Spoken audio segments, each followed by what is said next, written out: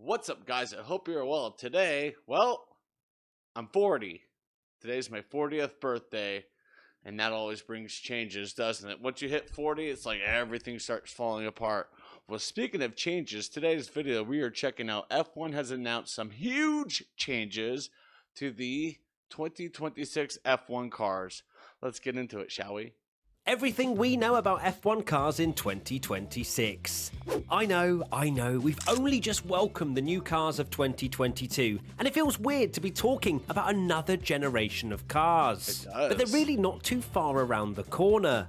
At the F1 Commission meeting recently, the FIA revealed its 6 initial goals for the 2026 chassis regulations, which are set to be introduced alongside the next generation of power units, and they've got some pretty ambitious plans to promote even closer racing than ever before. Oh boy. Yes, closer racing than the closer racing we've been promised for this year, so closerer. Let's dive into what could be changing for the new era of F1 cars in 2026. Is it wrong to say new era when we've just supposedly had a new era? Yes. Can there be 2 new eras in 4 years? Anyway, moving on. Chassis. It's no secret that F1 cars have gotten larger and heavier over the past 20 years. It's an issue that fans and drivers have been very critical of, especially that the cars are too big to race properly at some of the most iconic circuits on the calendar, like Monaco. Sorry, Tommy. Back in 2008, the cars weighed around 585 kilograms, going up to 691 kilograms in 2014 when the hybrid engines were introduced. This increase continued as the 2022 cars now weigh a minimum of 798 kilograms, which includes the drivers and tyres, but without fuel. Add in a full tank and you get cars weighing in at a whopping 908 kilograms. Jesus. Now, not all the extra weight and size has been bad. Some have been essential safety changes, such as the introduction of the halo and the minimum 80 kilogram driver weight allowance. However, the FIA has decided it's now time to shrink those cars back down. So in 2026, we should be seeing a significantly different style of car on track. Shorter, smaller, and lighter. To do this, F1's focus is on active aerodynamics to reduce drag, which is effectively creating 2 car modes that would work differently to how DRS currently operates. Yep. The cars would be able to switch on to a high downforce mode with high drag for cornering and low drag with low downforce to help them along the straights. Nice. This should hopefully make them more exciting to watch as well as more energy efficient. But it's not only what the cars look like that is being thought about, but what they are made of too. F1's been on a huge push in recent years to sell itself as being more eco-friendly and sustainable. Through recycling, they want teams to reuse materials to make new parts rather than what they are currently doing, creating them from scratch out of more sustainable materials. For example, McLaren's driver seats are made out of an eco-friendly carbon fiber replacement. Auto crash prevention.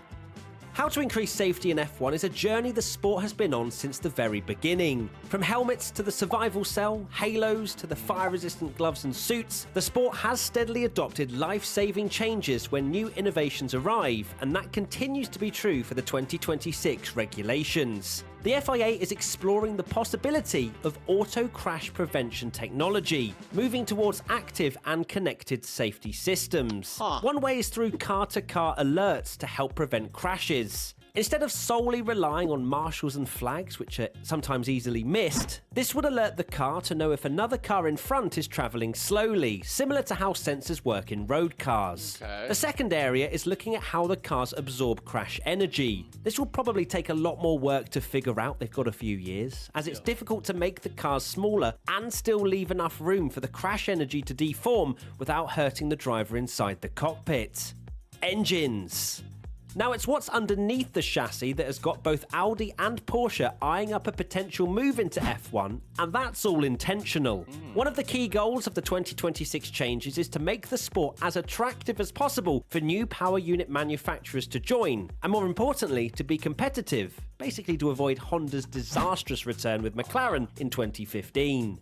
That means that while the 1.6-litre V6 engines are staying, the MGU-Hs are gone. The MGU-Hs, which convert wasted heat into electrical energy, is a complex and expensive piece of kit, which had little to no use for car manufacturers like Ferrari to use on the road. To compensate, the hybrid power from the MGU-K is being increased, upping the electric power to 350 kilowatts, around 469 brake horsepower, which should allow the 2026 engines to keep similar performance levels to the current models. Another key aspect is competitiveness, as the goal is to reduce the performance difference between the various engine suppliers. To do this, they're looking at sustainability, both financially and environmentally, through the potential to recycle battery parts. On the money side of things, the plan is to head towards more simplified and standard parts across all the teams, which are cheaper to produce and require the teams to spend less money trying to innovate those components. You can already see spec parts on the 2022 cars, with the wheel covers, fuel flow meters, radios, and rear lights being the same up and down the grid.